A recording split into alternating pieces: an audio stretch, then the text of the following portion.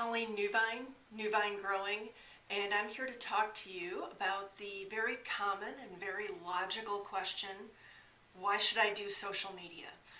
We're all really busy, and if we're going to pack one more thing into our jam-packed day, we want to know why we're finding time for Facebook or Twitter or Foursquare or YouTube or Pinterest or whatever the next big hot thing is that we're supposed to be masters of to get customer engagement and become masters of the universe. Usually that conversation centers on some kind of measurement of return on investment. Is it making my cash register ring? Is it bringing me new customers? Is it getting me additional sales from old customers? And that is a perfectly valid way to measure whether there's payoff in social media. I have a different story. It starts with a saved search that I have set up in one of my favorite Twitter tools, Hootsuite, and I have a saved search set up for my last name, Newvine. There just aren't that many of us, so typically if someone uses the word Newvine in a tweet, there's a decent chance it's about me, or a high school teacher named Mr. Newvine, or a young woman named Alyssa Newvine, but truly, there just aren't that many of us. So last summer, I picked up in this saved search a Twitter handle, Newvineland, talking about wine. Could there be a more perfect coincidence that someone with the Twitter handle Newvineland was talking about wine? I had to know who they were.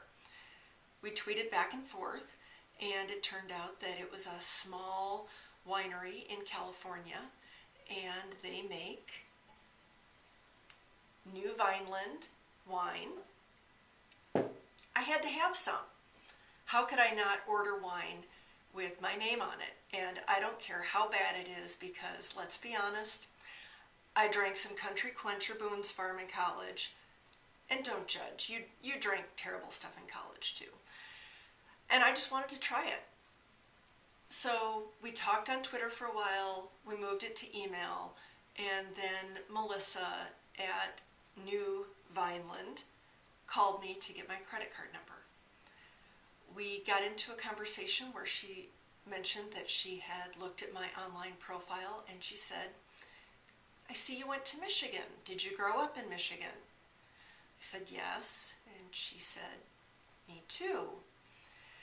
This turned into one of the most amazingly weird coincidences when it turned out that Melissa, whose Twitter handle is Newvineland, is living in California with her husband making wine with Newvineland on the label, and went to high school in my hometown, Saginaw, Michigan, 2 years behind me. Her brother went out with one of my best friends. We know a ton of people in common, and the phone call turned into sort of a long-distance high school reunion as we compared notes on people we knew. This never would have happened without my saved search picking up her New Vineland Twitter handle. There's a lot of great stuff about social media. Some of it involves measurable data about how many followers you've added or how many sales you've made.